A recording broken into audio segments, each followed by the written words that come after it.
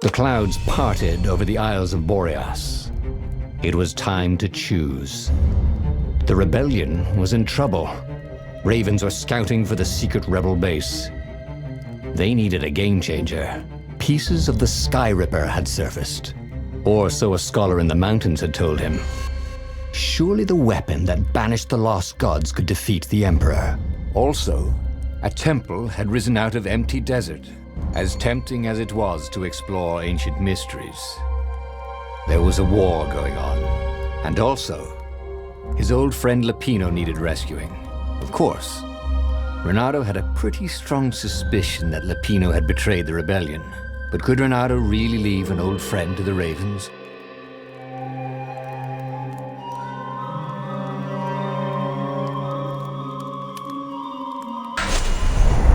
Lapino. Apparently, the Mad Rabbit had sold a Pegasus that he did not exactly own. Lapino always wiggled out of trouble, given time. But he was out of time. Lapino's frantic message said that the Ravens were going to kill him for being a rebel spy. And that he had a clever plan. If the fleet reached him first, they'd string him up for that. Never mind the winged horse. Or so Lapino had told him over the far speaker anyway.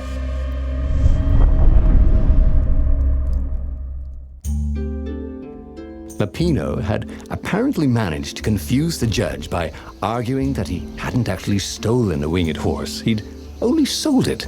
But wait, where was the prison? The village was empty. Had everybody fled the Ravens?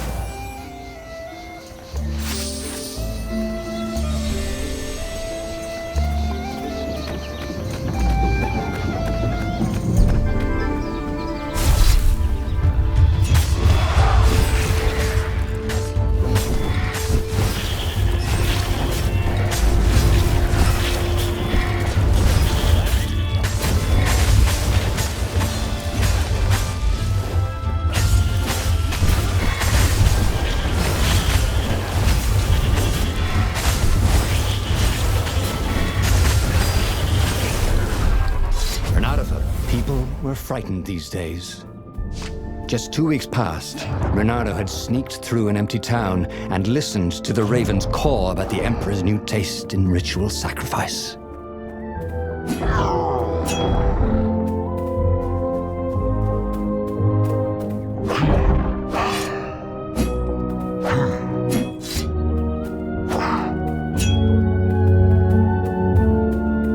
Renato looked around the empty village.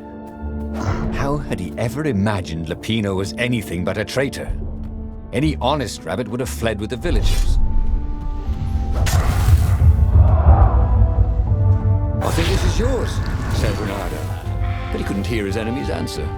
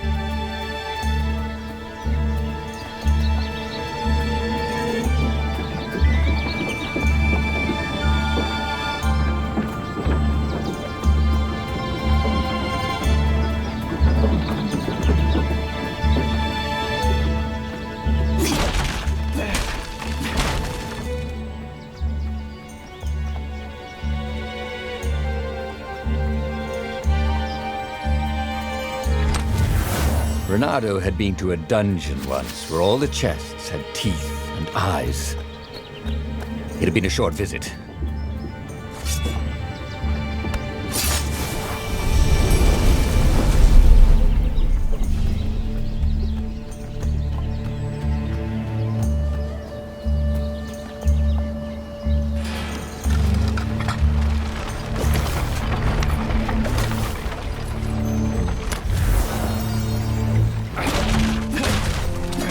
His mother wasn't watching.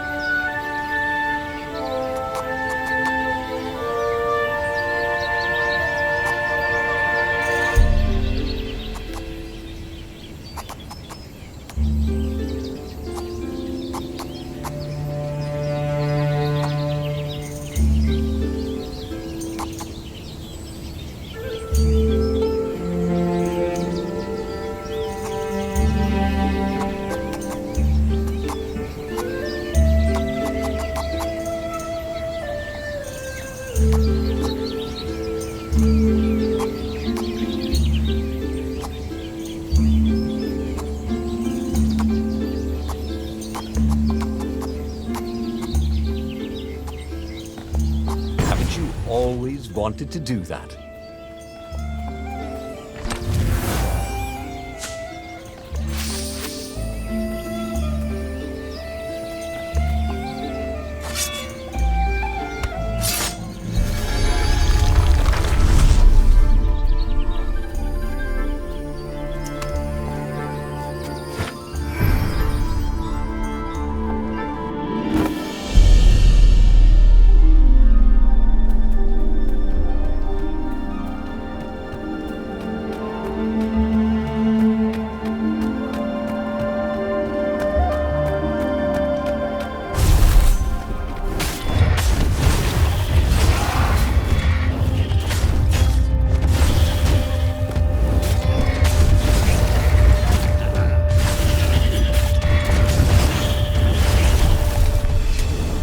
Ravens were landing everywhere. The advance guard. He'd better get moving. If they got to Lupino first, they'd eat him for breakfast. Or a snack. Ravens weren't picky. If they got hungry, they sometimes forgot to interrogate their prisoners. Even top spies like Lupino. Well, unless he really was a traitor, obviously. Then they'd probably pin a medal on his chest.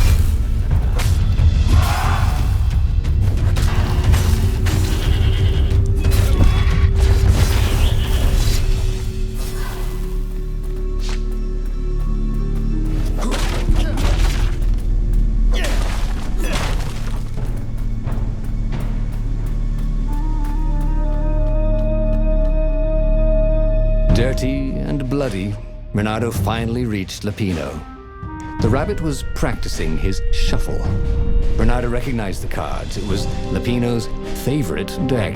Oh, I thought you were in danger. I am! The Ravens are coming. Oh, the prison thing. Right, yeah, see, this guard owed me 53 ducats, so we made a deal. They're very reasonable people, actually, for weasels. Now, I got a brilliant plan to kidnap Zenobia. We capture Zenobia, we find out what she knows, and that's the whole war right there. Easy peasy, lemon squeezy. Capture the Emperor's greatest general, who also happened to be a deadly sorcerer and, oh, his only daughter? That would be worth it. On the other hand, he could still get to the core of the Sky Ripper, even if he couldn't get the whole thing. It must have great power.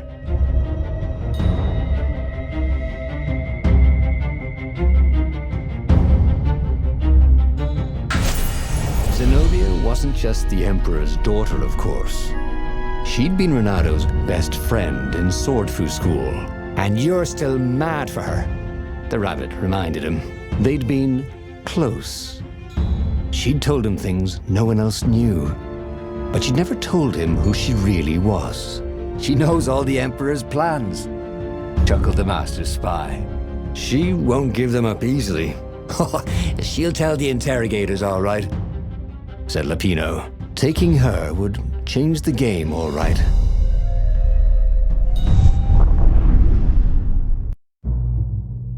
The city was already under Zenobia's control. I had to admire her efficiency.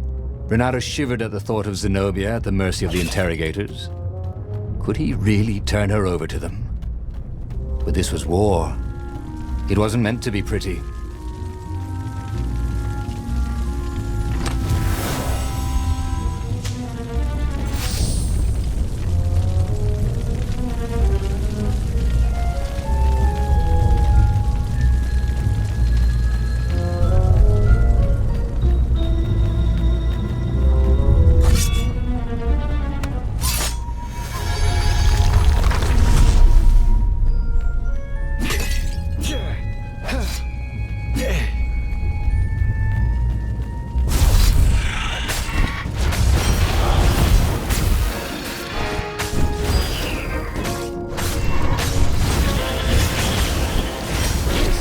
Within your aerobics craze, am I right?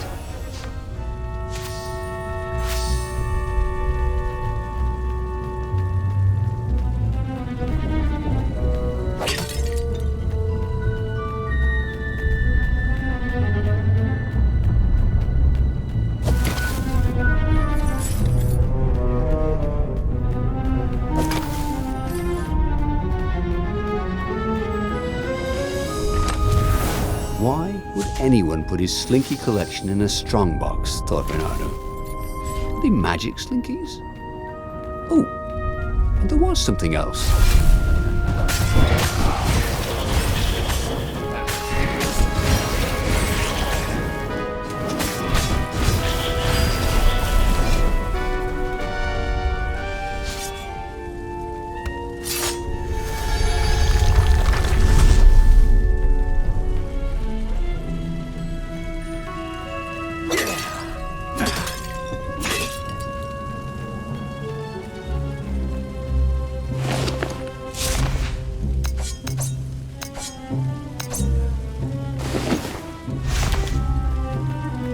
How could you convince a firewall you're its friend?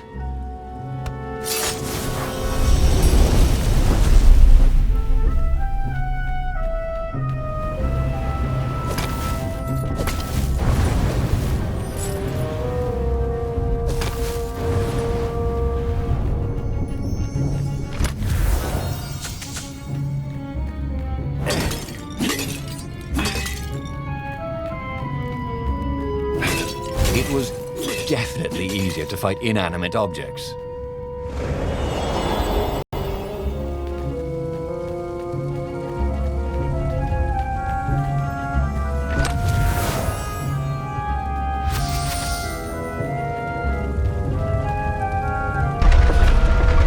Why was Lupino urging him to capture Zenobia? Obviously it was a trap. But you never knew how Lupino thought. Sometimes his plans were so convoluted they did the exact opposite to what Lupino wanted. There must be some way to play on that, Reynardo thought. Gogglers. Reynardo hated gogglers. It was almost impossible to sneak past them. If one didn't spot you, another one would.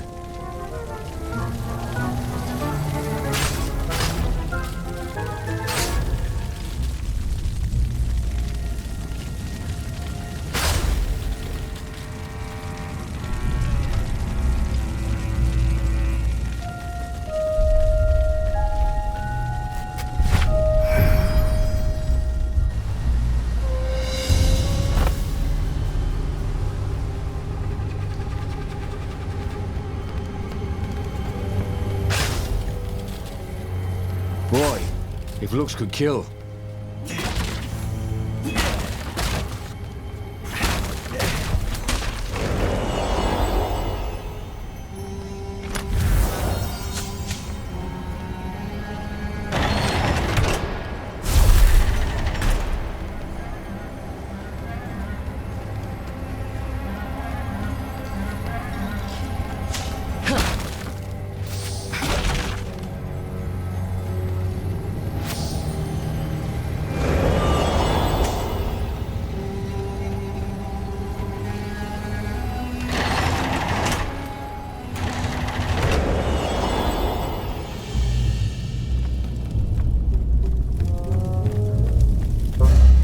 So, what's this plan of yours? Use me as bait, said Lupino. And he outlined a slightly complicated plan that involved geese, a net, setting the Farfarer a little bit on fire, Lupino dressing as an old blind toad, and Reynardo hiding inside a monstrous watermelon. What could possibly go wrong? Thought Reynardo.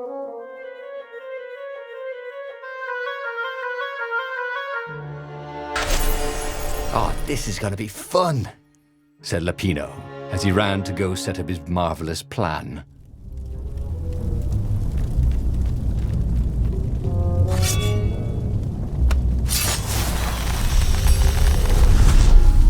You never knew where the road would take you, thought Reynardo.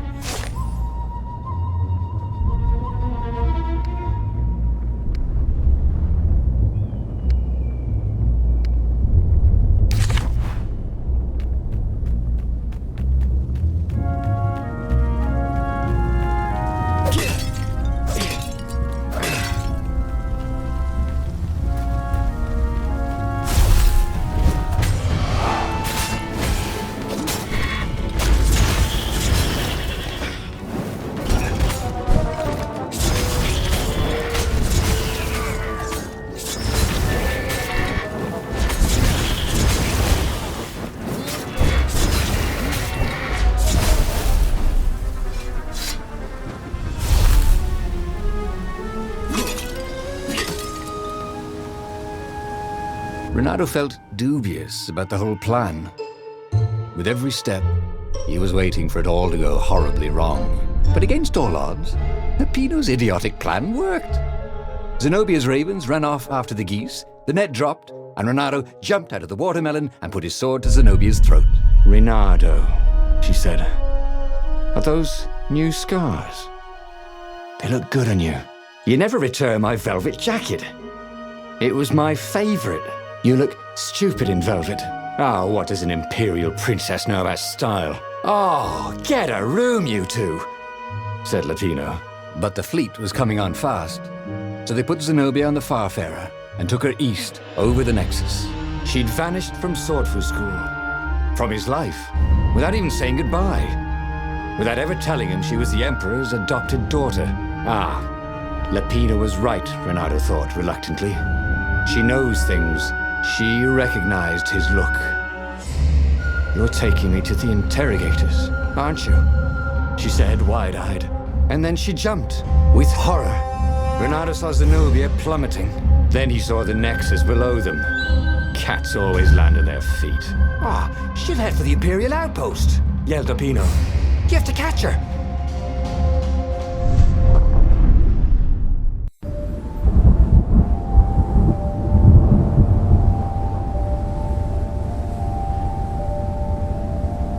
Cats can run faster, but foxes can run longer. If he ran, he could head her off before she reached her minions at the outpost. Well, he did love a good chase.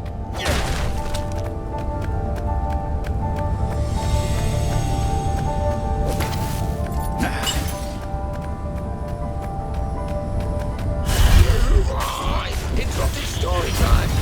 Caught the lead raven. Now we'll never find out how it ended.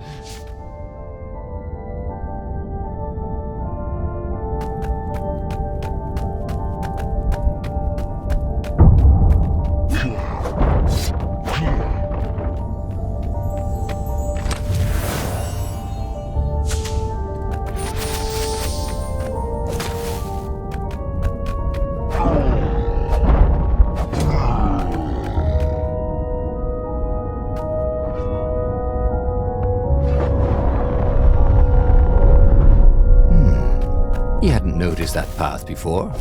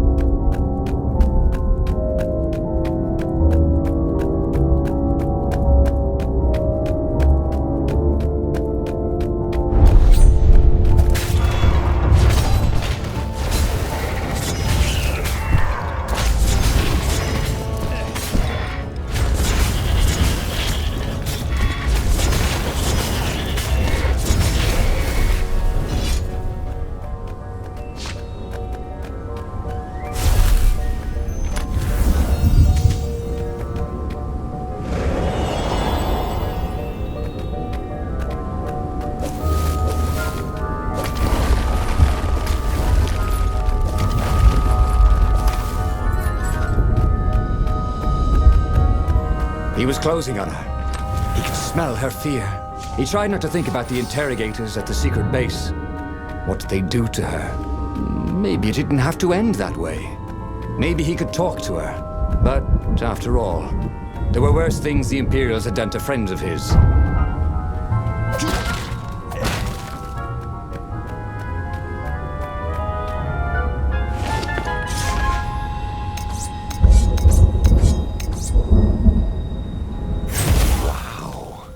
The sword felt even colder.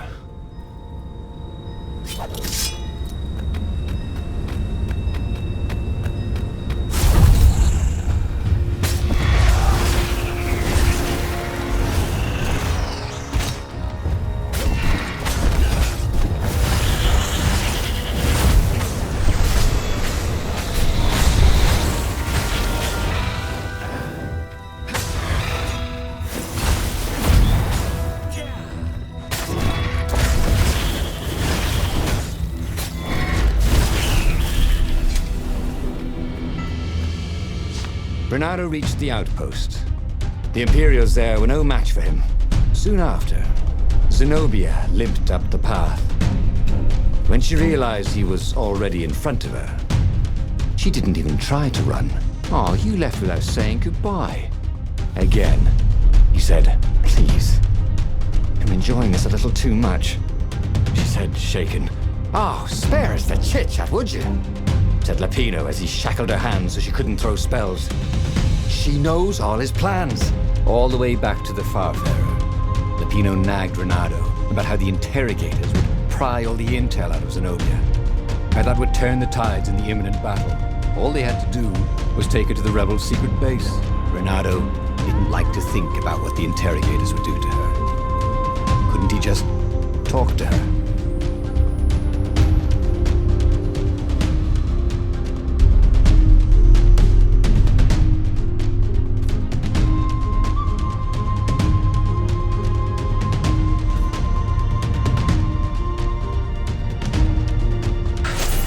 As they pulled away from the Nexus, Renato could see the fear in Zenobia's eyes. "I can't take her to those creatures at the base," he whispered to Lapino. "Ah, you've gone soft. Soft in the head. We captured her for what she knows. I'll take her to the mountains. Tell all the horrible things the Emperor's done. Yeah, believe me, she'll turn." And he turned the wheel. "The hell you will!" shouted Lapino, and he grabbed the wheel back from him. The two of them wrestled for control of the ship. It shot off like a mad sparrow. Suddenly, Renato was falling.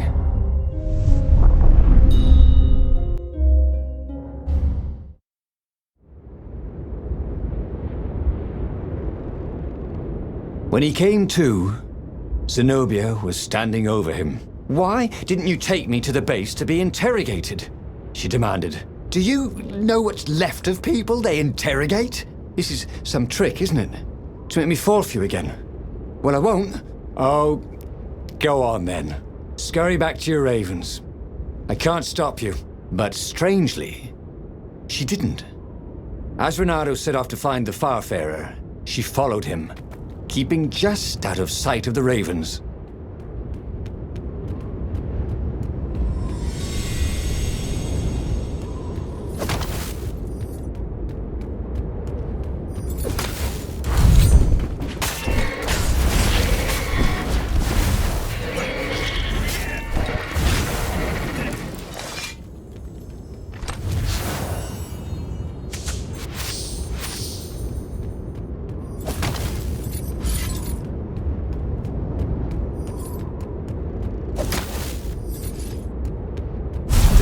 "To traitors!" called the raven.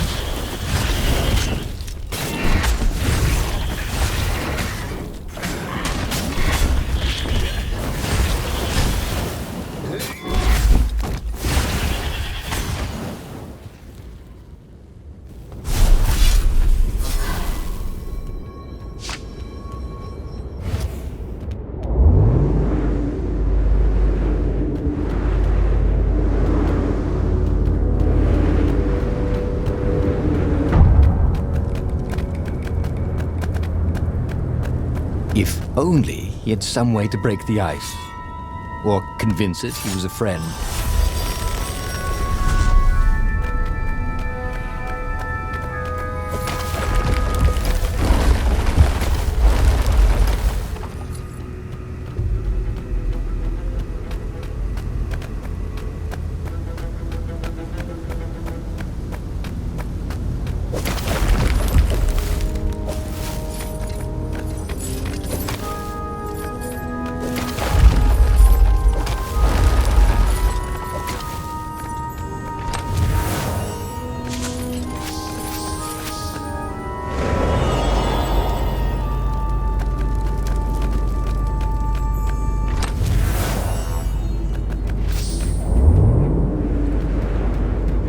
There was a sign. Take the goat across first.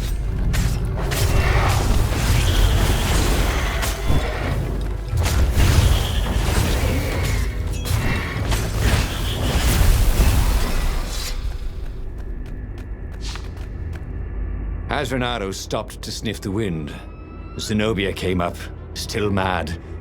Did you really think you'd just talk me into betraying my father? Oh yeah, sure, that was exactly my plan. Then why aren't you even talking to me? Because I've never talked you into anything in my life. They're gonna court-martial you for letting me go. He caught a whiff of the Farfarer. Wet rope, tar, and a cask of Scobel ale he'd spilt last year. It was that way.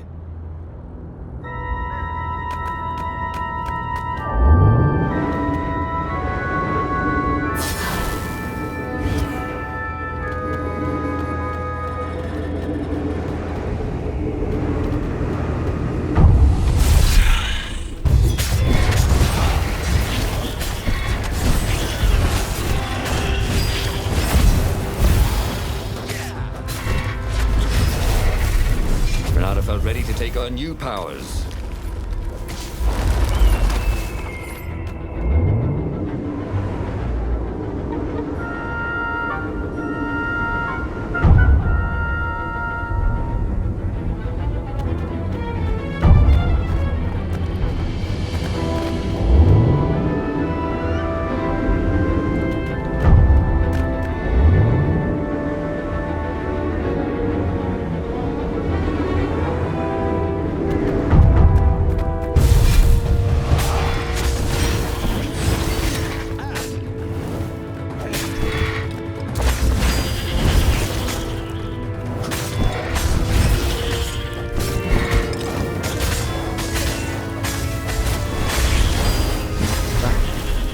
Beautifully. Where was a bard when you needed one?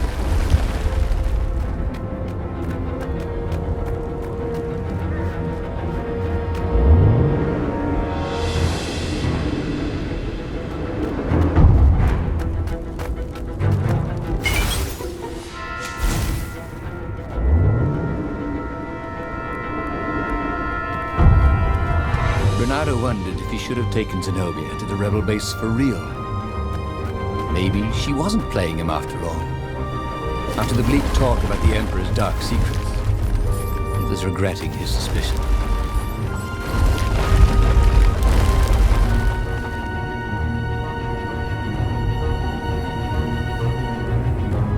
Sure enough, the Farfarer had crashed in some rocks.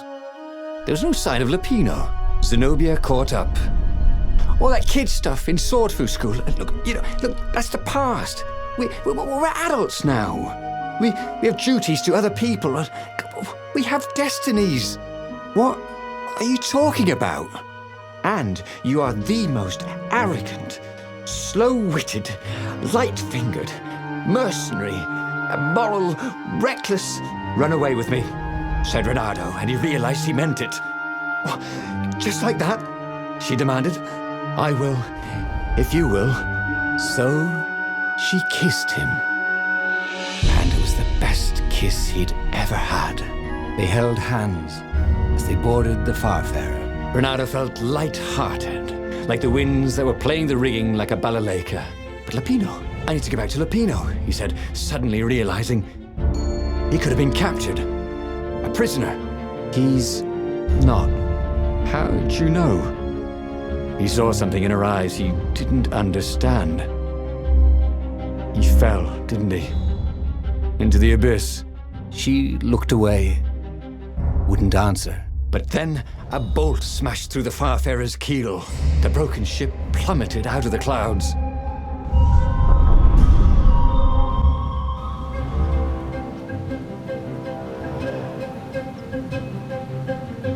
Renato picked himself off the deck. They were alive. We have to get to my private ship, she said. Do you trust me? I guess I must, he said. You go on ahead. Clear the path, she said. I can't kill my own soldiers.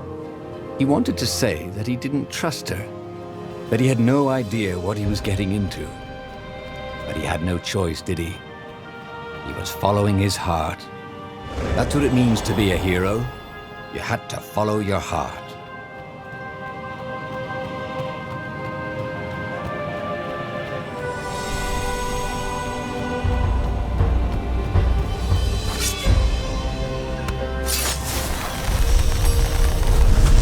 Had that door been open before?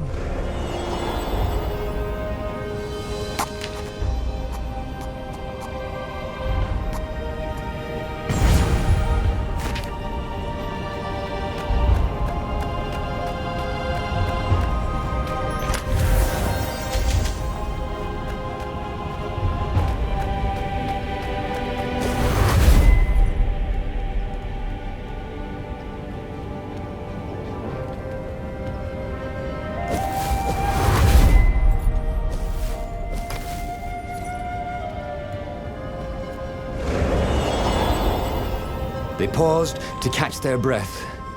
It was strange to be so close to her. "What are you thinking?" he asked. "I'm trying very hard not to think." "Me too," he said. Up ahead, he could see the thin silver of Zenobia's personal ship. It looked fast. They would leave all this behind.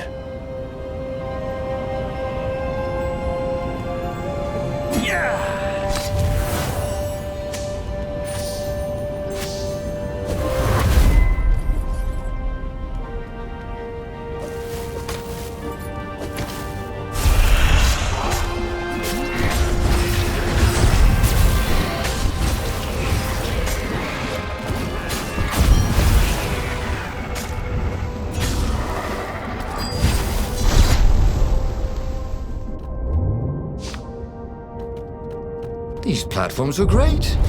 Renato wanted one for his house.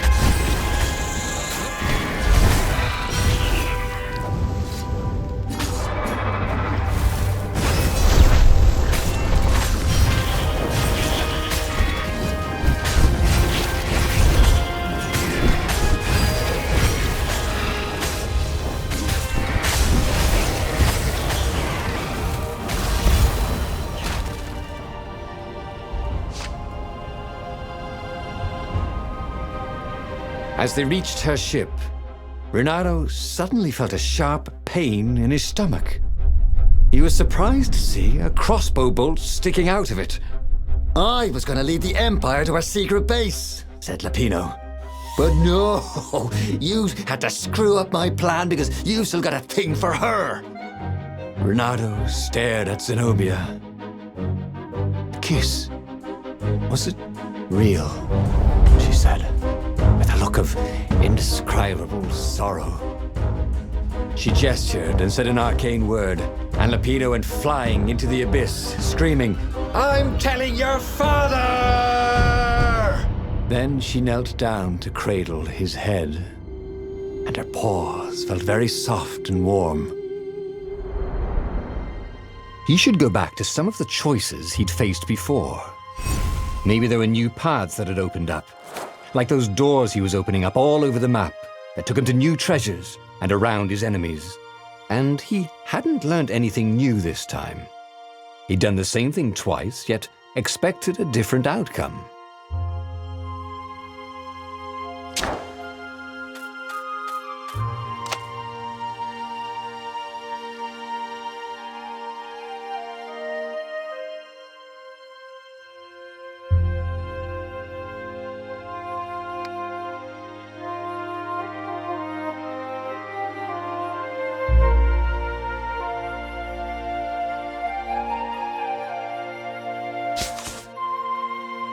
The book's pages fluttered to the beginning once again, faster than before, and he fell.